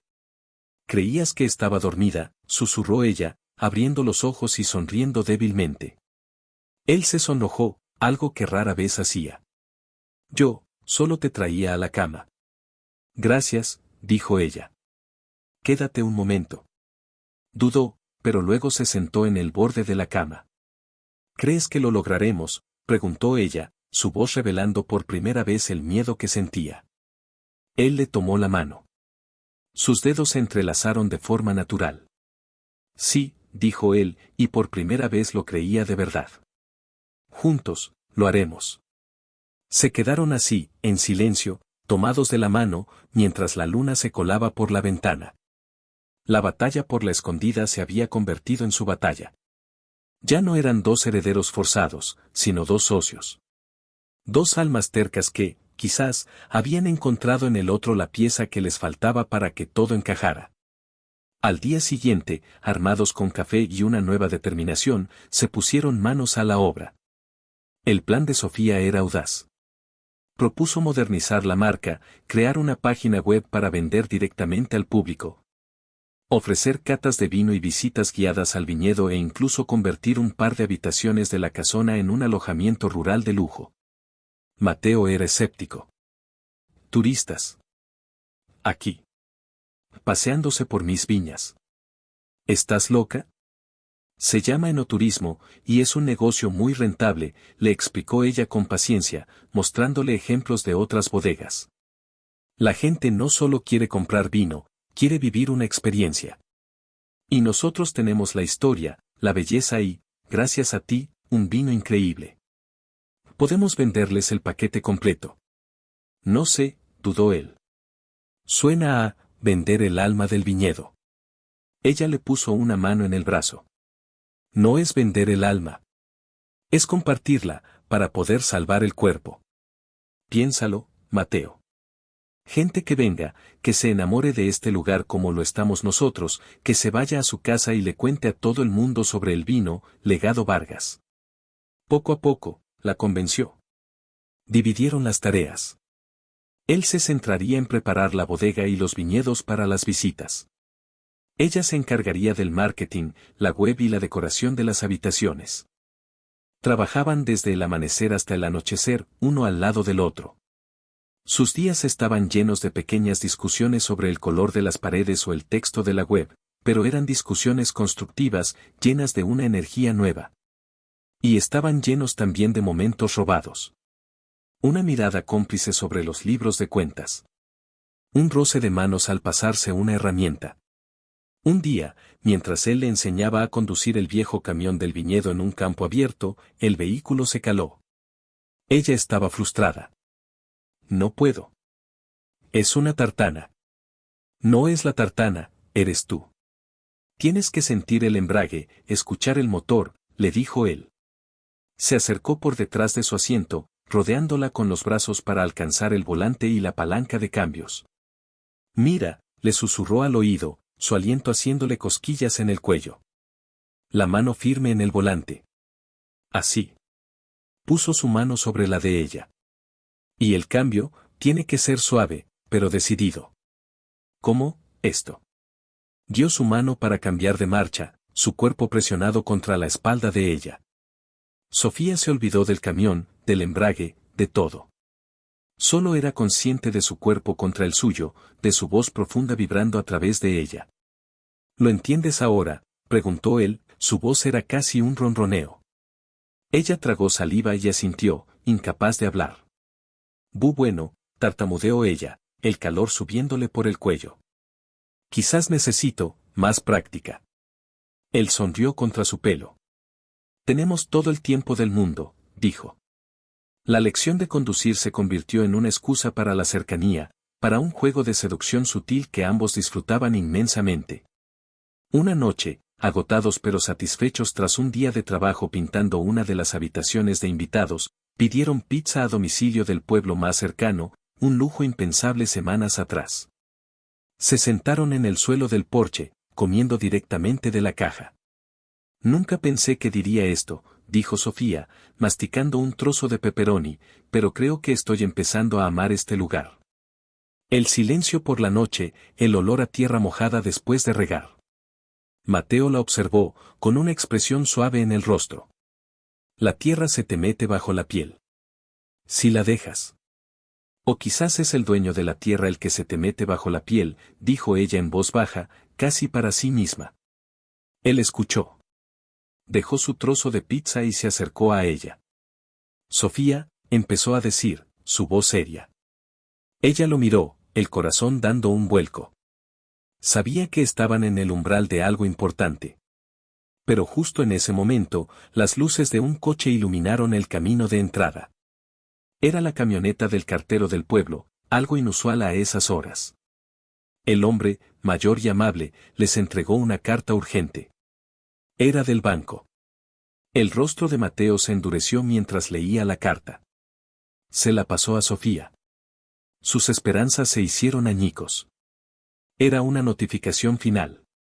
O pagaban una parte sustancial del préstamo acumulado en 30 días, o el banco iniciaría el proceso de embargo sobre la escondida. El plazo era imposible. Todos sus planes, el enoturismo, la venta directa, necesitaban meses para dar frutos. 30 días era una sentencia de muerte. El silencio cayó sobre ellos, más pesado que nunca. Todos sus esfuerzos, toda su recién encontrada unidad, parecían inútiles ante la cruda realidad de la deuda. La escondida, el legado de sus familias, el lugar donde habían empezado a encontrarse el uno al otro, estaba a punto de serles arrebatado. Se miraron, la desesperación reflejada en los ojos del otro. La batalla acababa de volverse real. La carta del banco cayó de las manos de Sofía y aterrizó en el suelo del porche con un susurro que sonó como un grito en el silencio de la noche. 30 días. La frase resonaba en su cabeza, un martillo golpeando contra sus sienes. 30 días para conseguir una suma de dinero que, según los libros que habían estado estudiando, era simplemente astronómica, inalcanzable. Se sentía como si hubieran estado escalando una montaña, sudando y luchando juntos, para descubrir justo antes de la cima que un abismo insalvable se abría a sus pies. El rostro de Mateo era una máscara de desesperación contenida. La energía, la esperanza que habían cultivado durante las últimas semanas, se había evaporado, dejando tras de sí el amargo residuo del fracaso inminente. Se levantó y caminó hasta el borde del porche, apoyando las manos en la barandilla de madera, la espalda tensa como un arco a punto de romperse. Miró hacia sus viñedos, las hileras oscuras y silenciosas bajo la luna, su reino, su vida, y todo lo que podía ver era la sombra del embargo cerniéndose sobre ellas. Se acabó, dijo en voz baja, las palabras arrancadas de su garganta. Todo el trabajo de mi abuelo, de mi padre, de Eladio, todo a la basura por una deuda estúpida. Sofía se levantó y se acercó a él. Su primer impulso fue decirle que no se rindiera, que encontrarían una solución, pero las palabras sonaban huecas incluso en su mente. ¿Qué solución? ¿Un milagro? Le puso una mano en la espalda, sintiendo la tensión de sus músculos bajo la camisa. No digas eso, Mateo. No podemos rendirnos ahora. Él soltó una risa amarga, sin darse la vuelta. ¿Y qué propones, ciudadana? ¿Hacemos una venta de pasteles en la plaza del pueblo? ¿Vendemos tu arte? Nada de lo que hagamos generará ese dinero en 30 días. Es imposible. Lo hemos perdido. Deberías haberte ido a Florencia con tu amigo cuando tuviste la oportunidad. La mención de Daniel y Florencia fue como un golpe bajo, diseñado para herirla y alejarla, un mecanismo de defensa contra el dolor que lo estaba consumiendo. Pero Sofía no retrocedió. Se puso a su lado, apoyándose también en la barandilla, obligándolo a sentir su presencia. No voy a ir a ninguna parte, dijo con una firmeza que lo sorprendió. Y si tú piensas que voy a quedarme de brazos cruzados mientras un banco nos arrebata esta casa, este viñedo, nuestro legado, entonces no me conoces en absoluto. Eres un hombre de la tierra, Mateo. Lucha. La tierra no se rinde, pelea por cada gota de agua, por cada rayo de sol. ¿Vas a ser menos que ella? Sus palabras lo alcanzaron. Se giró para mirarla, la luz de la luna proyectando sombras en su rostro anguloso. En sus ojos vio no solo la determinación, sino también el miedo. Ella tenía tanto miedo como él, pero lo estaba enfrentando. No estaba huyendo. Y eso, de alguna manera, le dio una extraña clase de fuerza. ¿Qué hacemos?, preguntó, su voz ronca de emoción. ¿Cómo luchamos contra un banco? Se quedaron despiertos toda la noche, sentados a la mesa de la cocina, lanzando ideas desesperadas. Vender el tractor, pedir un préstamo personal, buscar inversores. Cada opción era descartada por impracticable o demasiado lenta. El sol comenzó a teñir el horizonte de rosa y gris cuando Sofía, con los ojos enrojecidos por el cansancio, tuvo una idea. Era una locura, una apuesta a todo o nada, pero era la única que tenían. Recordó una conversación con Daniel sobre un coleccionista de arte extremadamente rico y excéntrico, un hombre llamado Ricardo Montenegro, que tenía una pasión secreta por el arte sacro olvidado y una debilidad por las historias románticas de legados familiares. ¿Qué pasaría si en lugar de vender el viñedo, vendemos la capilla?, dijo Sofía de repente. Mateo la miró como si hubiera perdido la cabeza. ¿Vender la capilla? Es parte de la propiedad. Es casi tan antigua como las primeras vides. No, escucha, insistió ella, su mente trabajando a toda velocidad. Las pinturas. Los frescos que estoy restaurando. Si resultan ser tan importantes como creo. Si pudiera contactar a Montenegro, contarle la historia, la de tu familia, la nuestra, la lucha por salvar el legado. Quizás él estaría interesado. No en comprar la capilla, sino en patrocinarnos. Una donación, una inversión a cambio de tener su nombre asociado a la restauración. Los mecenas del arte hacen esas cosas. Era una posibilidad remota, un disparo en la oscuridad, pero era una luz, por pequeña que fuera. Mateo dudó, la idea de mendigarle a un millonario caprichoso le repugnaba. Pero luego miró a Sofía, el brillo febril de la esperanza en sus ojos cansados, y supo que no podía decirle que no. Tenían que intentarlo. De acuerdo, dijo. Pero si vas a convencer a un coleccionista, necesitarás tener la obra de arte terminada. Tienes menos de 30 días. Y así comenzó la carrera más desesperada de sus vidas. Sofía se encerró en la capilla, trabajando con una intensidad febril. Apenas dormía, apenas comía. Mateo se encargaba de todo lo demás, cuidándola. Le llevaba comida y café a todas horas, la obligaba a descansar cuando veía que sus manos temblaban de agotamiento. Montó una lámpara más potente para que pudiera trabajar de noche, le trajo una estufa cuando las noches se volvieron frías. Se convirtió en su guardián silencioso, observándola desde el umbral, maravillado por su tenacidad. Los días se difuminaban en una neblina de trabajo y ansiedad. Con cada pincelada, un pedazo más del mural quedaba al descubierto. La historia de Inés, la matriarca del viñedo, cobraba vida en las paredes de piedra. Pero el tiempo corría en su contra. Mateo, por su parte, intentó hacer todo lo posible. Fue al pueblo a hablar con el director del banco, un viejo conocido de la familia, pero el hombre fue inflexible. Lo siento, Mateo, mis manos están atadas. La decisión viene de la central. O pagan, o se ejecuta el embargo. Volvió a casa derrotado, el peso del mundo sobre sus hombros. Esa noche, encontró a Sofía dormida en el suelo de la capilla, con un pincel todavía en la mano, acurrucada bajo una manta que él le había traído. Se arrodilló a su lado y, con una ternura que nunca habría creído poseer, le apartó el pelo de la cara. Parecía tan frágil, y sin embargo, estaba luchando por él, por la escondida, con una fiereza que lo dejaba sin aliento. En ese momento de quietud y desesperación, se dio cuenta de la verdad absoluta, una verdad que había estado creciendo en él desde el día en que Daniel apareció. Estaba enamorado de ella.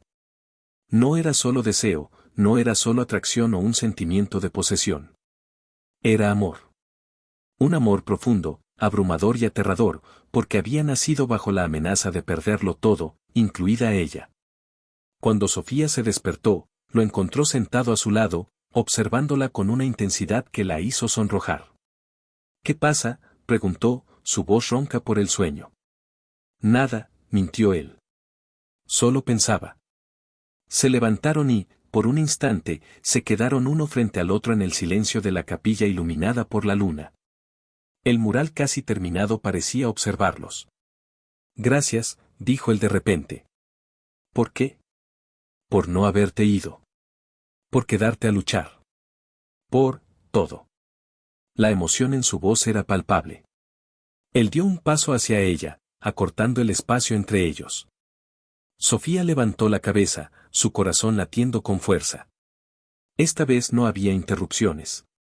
No había teléfono sonando ni camiones llegando. Solo estaban ellos dos y la historia de sus antepasados pintada en la pared.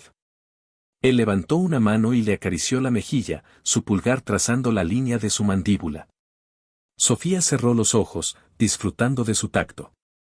Eres increíble, susurró él. Terca, mandona y la mujer más valiente que he conocido. Ella sonrió, abriendo los ojos. Y tú eres un bruto, orgulloso y el hombre más apasionado que he conocido. La tensión entre ellos se había convertido en un puente, una conexión tan fuerte que era casi visible. Él bajó la cabeza lentamente, dándole tiempo a apartarse, pero ella no se movió.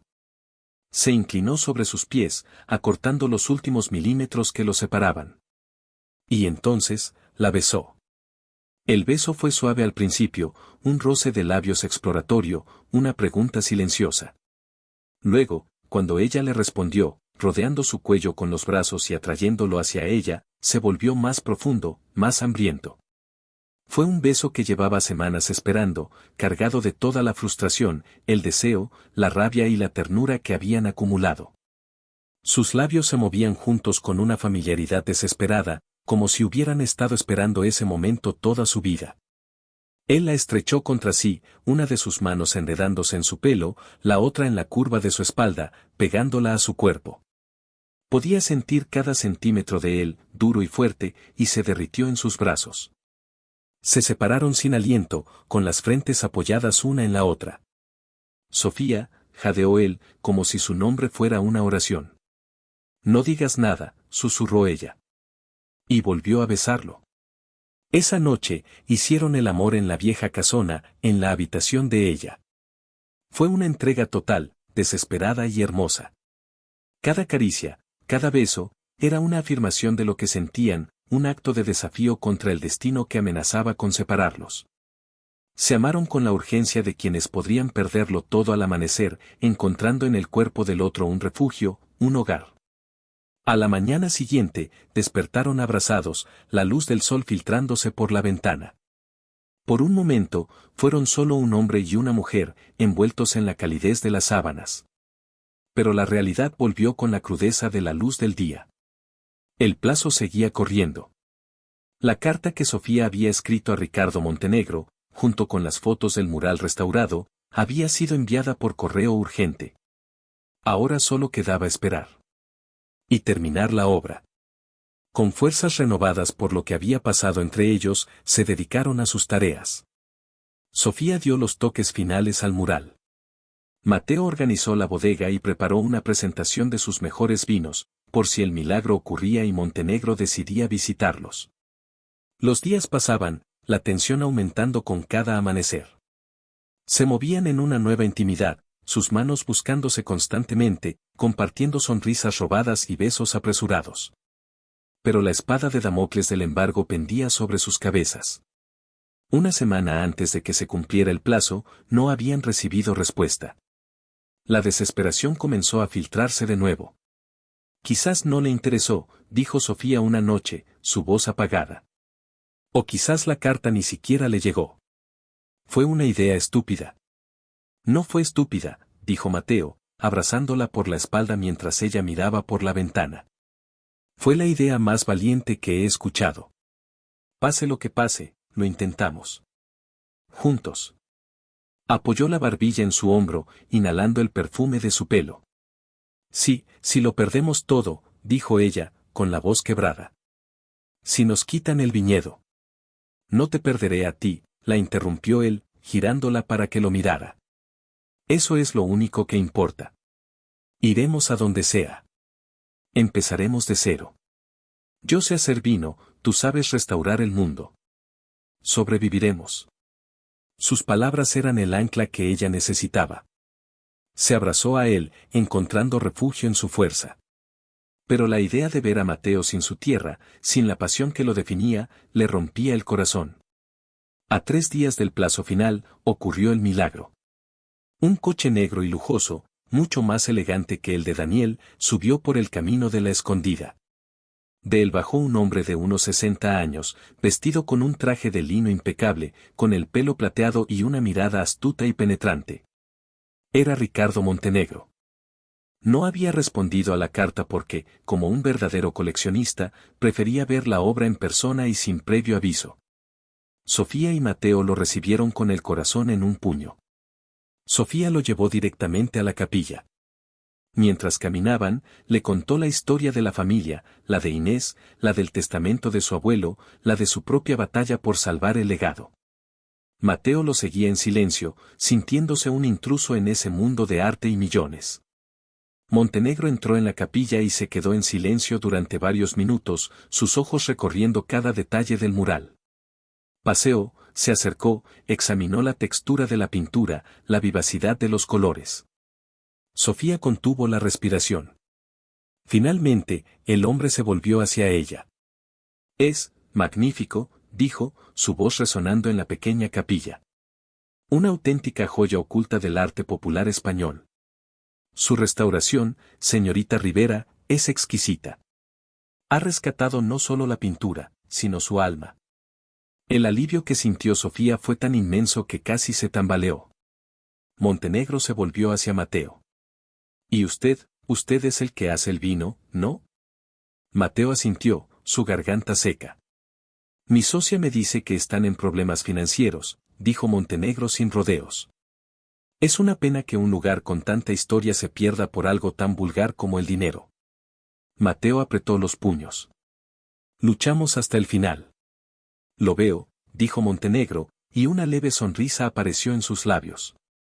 Me gusta la gente que lucha. Me gusta la historia, el arte y el buen vino. Y a ustedes les sobran las 3 cosas. Volvió a mirar el mural.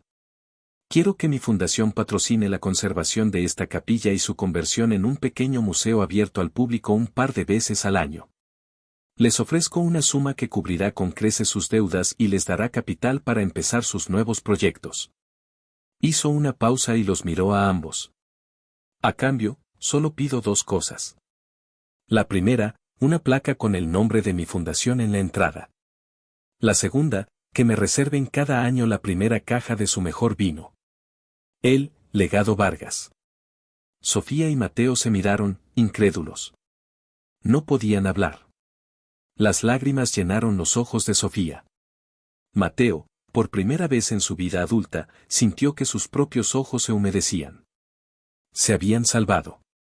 Montenegro, un hombre pragmático, redactó un acuerdo preliminar en el acto y les hizo una transferencia bancaria inmediata desde su teléfono por la cantidad que necesitaban para detener el embargo. Era más dinero del que habían visto nunca.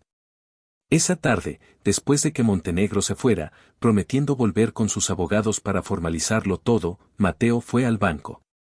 Volvió justo al atardecer, cuando Sofía lo esperaba en el porche. No dijo nada. Simplemente sacó un papel de su bolsillo y se lo entregó. Era el recibo del pago del préstamo. Cancelado. Sofía soltó un grito de pura alegría y se lanzó a sus brazos.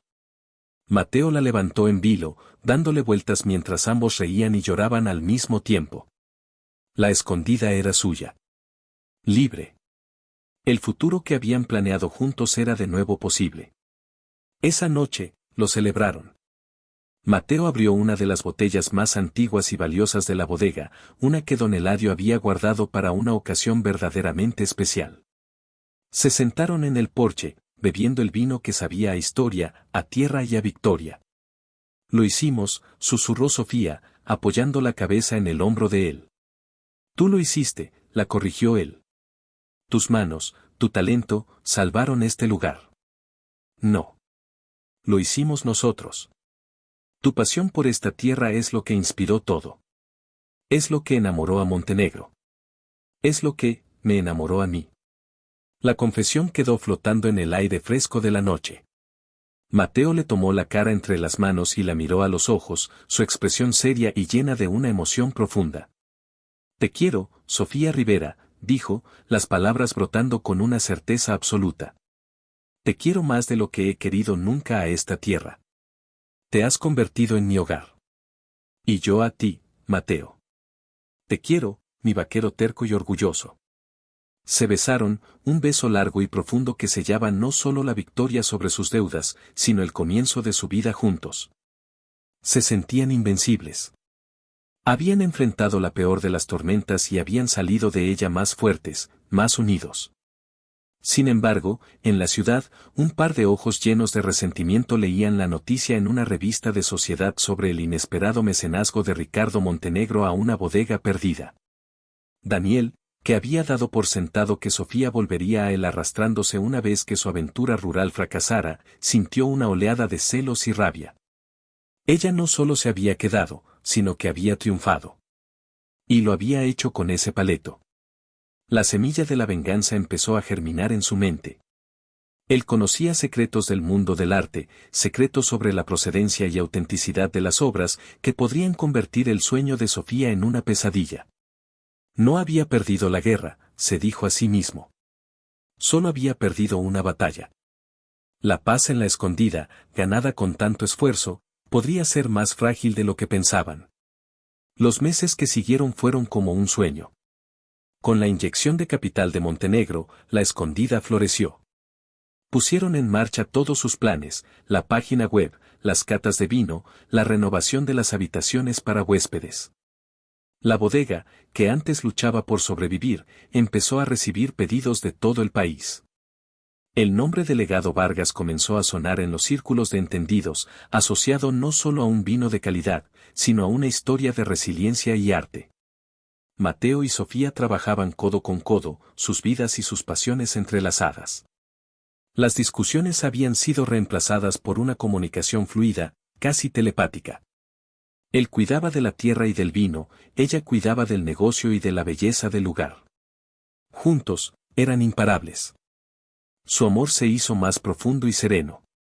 Se deleitaban en las pequeñas cosas, despertarse juntos, compartir un café en el porche al amanecer, caminar de la mano entre los viñedos al atardecer.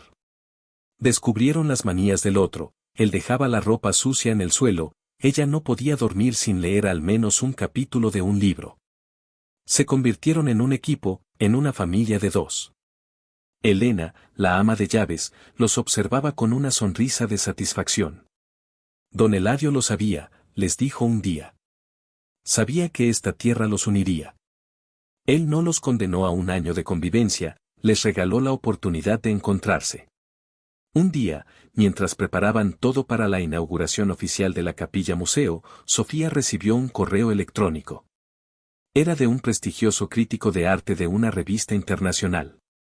Había oído hablar de la restauración y del mecenazgo de Montenegro y quería escribir un artículo sobre ello. Era una oportunidad increíble para dar a conocer la escondida a nivel mundial. Mateo, no te lo vas a creer, gritó ella, corriendo a la bodega para enseñarle el correo. Él la leyó y sonrió, levantándola en brazos. Te lo dije. Tu talento iba a conquistar el mundo. Estaban eufóricos. La visita del crítico estaba programada para la semana siguiente. Todo tenía que ser perfecto.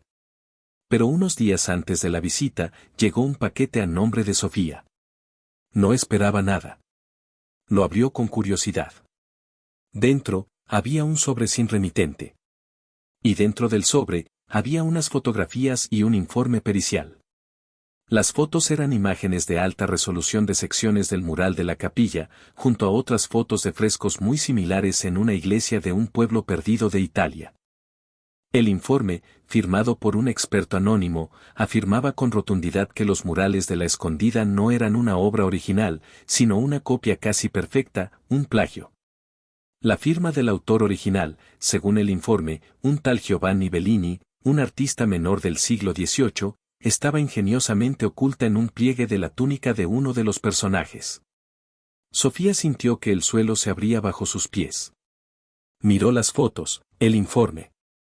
Todo parecía terriblemente profesional, terriblemente convincente. El sudor frío le recorrió la espalda. Si eso era cierto, todo se vendría abajo. No solo su reputación como restauradora quedaría destruida para siempre, sino que Montenegro, que había invertido una fortuna creyendo en la originalidad de la obra, se sentiría engañado. Podría retirar su financiación, demandarlos. Volverían al punto de partida, o peor. Sofía, ¿qué pasa? Estás pálida como un fantasma, dijo Mateo, entrando en la habitación. Con manos temblorosas, le pasó los documentos. Él los leyó, su rostro oscureciéndose con cada palabra. ¿Quién enviaría esto?, preguntó. No lo sé. Es anónimo. Pero en el fondo de su mente, una sospecha fría comenzó a formarse. Solo una persona conocía su trabajo tan íntimamente. Solo una persona tenía acceso a expertos en arte. Solo una persona tenía un motivo para querer destruirla. Daniel. No puede ser cierto, dijo Mateo, más para convencerse a sí mismo que a ella. Hemos visto la historia en estas paredes, la hemos sentido. La historia puede ser copiada, Mateo. Un artista con talento puede copiar el alma de otro, susurró ella, su voz rota. Se sentó en la cama, la cabeza entre las manos. Todo por lo que habían luchado, su amor, su hogar, su futuro, todo pendía de un hilo. El crítico de arte llegaría en 2 días. La inauguración estaba programada. Y una bomba de relojería anónima acababa de aterrizar en medio de su felicidad. El peso del sobre anónimo se sentía como una losa de plomo en la habitación. Sofía y Mateo releían el informe una y otra vez, buscando un fallo, una inconsistencia, cualquier cosa que les permitiera descartarlo como una simple broma de mal gusto. Pero la profesionalidad de los análisis comparativos, la precisión de los detalles técnicos sobre pigmentos y técnicas de pincelada, eran escalofriantemente convincentes. El pánico inicial de Sofía dio paso a una gélida sensación de náusea. Toda su carrera se había basado en su integridad, en su ojo para la autenticidad.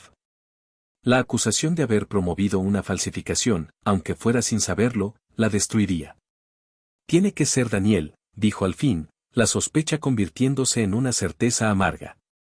Él sabe de expertos, de análisis. Sabe cómo hacer daño en este mundo. No pudo soportar que yo fuera feliz aquí, contigo. Mateo sintió una oleada de ira tan violenta que tuvo que cerrar los puños para controlarse. La imagen de Daniel, su sonrisa falsa, su aire de superioridad, le vino a la mente. No solo había intentado llevarse a Sofía, sino que ahora, desde la distancia, intentaba envenenar el pozo del que bebían. Caminó de un lado a otro de la habitación, como un animal enjaulado. ¿Qué vamos a hacer? Si esto es cierto y el crítico o Montenegro se enteran. Si es cierto, estamos acabados, lo interrumpió Sofía, levantando la vista. Sus ojos, normalmente llenos de vida, estaban oscurecidos por el miedo. Ricardo Montenegro no es un hombre al que le guste que le tomen el pelo. Nos demandará por fraude.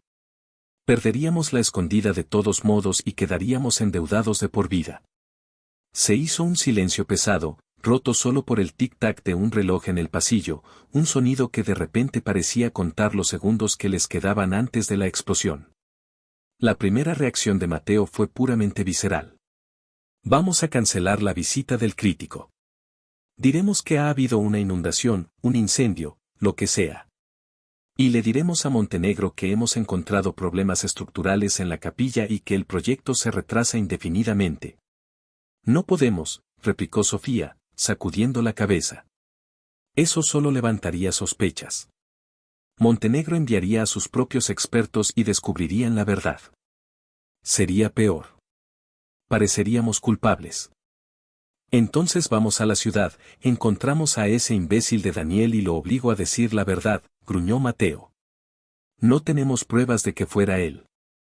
Y la violencia no resolverá nada, dijo ella, aunque una parte de ella deseaba que Mateo pudiera hacer exactamente eso. Se sentaron uno frente al otro, la distancia entre ellos en el sofá parecía un abismo. Por primera vez desde que se habían convertido en un equipo, se sentían impotentes.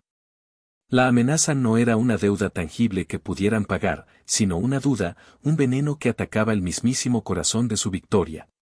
Después de un largo silencio, Sofía respiró hondo, una nueva resolución endureciendo sus facciones. No, dijo en voz baja, pero firme. No vamos a escondernos. No vamos a actuar como culpables, porque no lo somos. Vamos a enfrentarlo. Voy a averiguar la verdad. Se levantó y se dirigió a su pequeño estudio improvisado, la habitación donde guardaba sus libros de arte y sus materiales de restauración. Mateo la siguió, observando cómo empezaba a sacar volúmenes pesados, a abrir páginas, sus dedos volando sobre el teclado de su portátil, buscando bases de datos de arte, archivos de museos, cualquier cosa.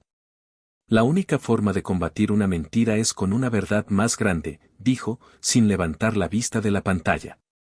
Este informe dice que el mural es una copia de una obra de un tal Giovanni Bellini. Si es así, tiene que haber un registro de la obra original en alguna parte. Si no lo hay, si no puedo encontrar ninguna mención a un fresco de estas características hecho por este artista, entonces el informe es una invención. Se aferraron a esa pequeña esperanza con todas sus fuerzas. Las siguientes 48 horas fueron una maratón de investigación febril. Mateo se encargó de mantenerla alimentada y con café, actuando como su asistente, buscando nombres y fechas que ella le pedía. Mientras ella se sumergía en los archivos digitales del siglo XVIII, él le leía en voz alta pasajes de viejos diarios de la familia que había encontrado en el desván, buscando cualquier mención a la construcción de la capilla o a la creación de las pinturas. Descubrieron que Inés, la matriarca representada en el mural, era una mujer culta y viajera, que había pasado una larga temporada en Italia antes de casarse y establecerse en el viñedo. Este descubrimiento fue un arma de doble filo. Por un lado, explicaba un posible estilo italianizante en la obra, por otro, daba credibilidad a la idea de que pudiera haber encargado una copia de algo que había visto allí. La noche anterior a la llegada del crítico de arte, estaban exhaustos y no habían encontrado nada definitivo. No había ningún registro de un Giovanni Bellini que hubiera pintado frescos religiosos de esa temática. Pero tampoco podían probar que no hubiera existido. El informe anónimo era como un fantasma, imposible de atrapar, pero cuya presencia helada lo llenaba todo. Sofía estaba al borde de las lágrimas de frustración, su cabeza apoyada sobre un libro abierto. Es inútil, murmuró. Puede que fuera un artista tan secundario que no aparezca en ningún registro. No puedo probar nada. Mateo se arrodilló a su lado y le tomó las manos. Estaban frías como el hielo. Sofía, mírame, dijo, su voz tranquila y firme en medio de la tormenta de ella. Hemos luchado juntos contra cosas peores. No sé qué va a pasar mañana. Puede que lo perdamos todo. Pero lo que hemos construido tú y yo, y se llevó una de sus manos al corazón, nadie nos lo puede quitar. Ni Daniel, ni un banco, ni un crítico de arte. Confío en ti. Y confío en la verdad. Mañana, simplemente les mostraremos lo que has hecho y contaremos nuestra historia. El resto no está en nuestras manos. Sus palabras, su fe inquebrantable en ella, fueron como un bálsamo. Se inclinó y lo besó, un beso que no era de pasión, sino de gratitud profunda. Pase lo que pase, susurró ella contra sus labios. Pase lo que pase, respondió él. A la mañana siguiente, el crítico, un hombre pulcro y de aspecto severo llamado Julián Sotomayor, llegó puntualmente. Lo recibieron con una calma que no sentían. Mateo le ofreció un recorrido por el viñedo, hablándole del terruño, de las cepas, de la filosofía del vino. Luego, llegó el momento de la verdad. Sofía lo guió a la capilla. Cuando entraron, Sotomayor se quedó en silencio, tal como había hecho Montenegro. Sus ojos de experto recorrieron la obra, deteniéndose en los detalles, analizando, juzgando. El corazón de Sofía martilleaba en su pecho. Tras lo que pareció una eternidad, el crítico se giró hacia ella, con una expresión indescifrable. Es un trabajo notable, señorita Rivera. Verdaderamente notable. El estilo es peculiar. Fuertemente influenciado por la escuela veneciana tardía, pero con un toque de ingenuidad local que resulta fascinante. Sofía respiró hondo, decidiendo que era ahora o nunca. Señor Sotomayor, comenzó, su voz temblando ligeramente. Antes de continuar, hay algo que debo mostrarle. Hace 2 días recibí esto. Le entregó la carpeta con el informe anónimo y las fotografías. El crítico arqueó una ceja, pero lo cogió y empezó a leer.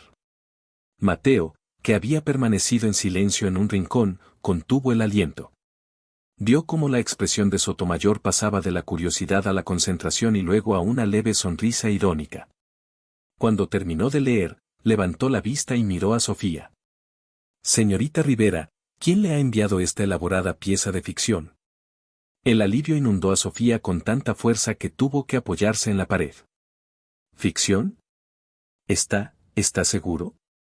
Absolutamente, dijo el crítico con una confianza que barrió todas sus dudas. El tal Giovanni Bellini, que menciona este informe no existe. Es una combinación inteligente de 2 nombres famosos para darle credibilidad. Pero lo más importante, y aquí se acercó al mural y señaló la firma ingeniosamente oculta que mencionaba el informe. Esto. El supuesto plagio se basa en esta firma oculta. El autor de este informe tiene un buen ojo, pero no lo suficiente. Esto no es la firma de un artista italiano. Si se fija bien en la caligrafía, en la forma de la I y la S, se ajustó las gafas y miró más de cerca. Esto es la marca de un gremio local de artesanos del siglo XVIII. Conozco esta marca, la he visto en retablos de la zona. Eran conocidos por su habilidad, sí, pero también por firmar sus obras colectivas de esta manera anónima. Esto no prueba que es una copia. Al contrario. Esto prueba su autenticidad como obra local, aunque inspirada en estilos italianos. Le devolvió la carpeta a Sofía. Quienquiera que haya hecho esto, la odia profundamente y ha invertido tiempo y dinero para intentar destruir su reputación. Pero ha cometido un error de erudito. Han intentado ser demasiado listos. Mi consejo, señorita Rivera, es que tire esto a la basura y no piense más en ello. Ahora, hábleme de su proceso de restauración, quiero saberlo todo. El resto de la visita fue un sueño. Sotomayor estaba fascinado por la historia, impresionado por el trabajo de Sofía y encantado con el vino de Mateo. Se fue prometiendo un artículo elogioso que pondría a la escondida en el mapa internacional. Tan pronto como el coche del crítico desapareció, Sofía se derrumbó en los brazos de Mateo, llorando de alivio y rabia. Lo sabía. Sabía que Daniel era una serpiente, exclamó Mateo, su furia regresando con toda su fuerza. Sofía sacó su teléfono. Con manos firmes, marcó el número de Daniel. Contestó al segundo tono, su voz melosa y falsa. Sophie, qué sorpresa tan agradable. Ahórrate la actuación, Daniel, lo cortó ella, su voz helada. Tengo aquí un informe muy creativo que llegó a mis manos. Sabes, el del inexistente Giovanni Bellini. Me gustaría agradecértelo. Se lo he enseñado al crítico de arte más importante de Europa, Julián Sotomayor. Le ha parecido una pieza de ficción tan fascinante que piensa mencionarla en su artículo como un ejemplo de las envidias y sabotajes que a veces sufre el mundo del arte. Hubo un silencio sepulcral al otro lado de la línea. Sofía podía casi oír los engranajes de la mente de Daniel girando a toda velocidad, procesando su derrota total. Y que sepas una cosa, Daniel. Si alguna vez vuelves a intentar algo, cualquier cosa, para dañar a Mateo, a mí, o a este lugar, me encargaré personalmente de que esta pieza de ficción llegue a manos de todos los galeristas, coleccionistas y museos con los que trabajas. Te destruiré. No esperó respuesta. Colgó y bloqueó su número. Sintió como si se hubiera quitado un peso de encima. Había enfrentado a su monstruo y lo había vencido. Miró a Mateo, que la observaba con una admiración infinita. Esa es mi chica, dijo él, atrayéndola para un beso apasionado, un beso de victoria. La vida en la escondida encontró por fin su ritmo. El artículo de Sotomayor fue publicado y fue un éxito rotundo. Las reservas para las catas y el alojamiento se dispararon. Contrataron a más gente del pueblo para ayudarles, revitalizando la economía local. La escondida se convirtió en un símbolo de esperanza y renacimiento. Un año después de la llegada de Sofía, se cumplió la condición del testamento. Pero la fecha pasó sin pena ni gloria, porque ya no era una condición, sino simplemente su vida. Una tarde, estaban sentados en el porche, viendo cómo el sol se ponía sobre sus viñedos, tiñendo las hojas de dorado. Sofía apoyaba la cabeza en el regazo de Mateo mientras él le acariciaba el pelo. Habían pasado tantas cosas en ese año. Habían ido del odio a la guerra, a la tregua, a la alianza, y finalmente, al amor. Oye, dijo ella de repente, incorporándose para mirarlo. Tenía un brillo especial en los ojos. ¿Te acuerdas de que Elena siempre dice que don Eladio era un hombre sabio? Claro que sí. Bueno, pues creo que tenía un plan mucho más grande de lo que pensábamos. Mateo la miró, sin entender. Entonces, Sofía le tomó la mano y la puso sobre su vientre. Nuestra familia no solo se va a quedar aquí. Va a crecer. Vamos a tener un hijo, Mateo. Él se quedó sin palabras. La miró, luego a su vientre, y de nuevo a sus ojos. La comprensión lo golpeó con la fuerza de una revelación. Un hijo. Un nuevo legado, nacido no solo de la tierra, sino del amor que había florecido en ella. Las lágrimas asomaron a sus ojos mientras la abrazaba con una ternura infinita. Un hijo, susurró contra su pelo, la palabra llena de asombro y de una felicidad tan inmensa que creía que su corazón iba a estallar. Elena tenía razón. Don Eladio no los había encadenado, los había plantado juntos, sabiendo que, con el tiempo, la paciencia y el cuidado mutuo, sus raíces se entrelazarían para crear algo fuerte, hermoso y destinado a dar frutos. La historia de Mateo y Sofía se convirtió en una leyenda en el valle, un poderoso recordatorio de que el verdadero valor de un legado no reside en la tierra ni en los testamentos, sino en el amor incondicional, la confianza y la valentía para luchar juntos contra cualquier adversidad. El odio que él creyó sentir fue solo la máscara de una fascinación que no se atrevía a admitir, y los celos que lo consumieron no fueron más que la campana que despertó a su corazón dormido. Y así, bajo el sol que había visto nacer tantas cosechas, comenzaron la más importante de todas, la de su familia. Y si te ha gustado, suscríbete al canal.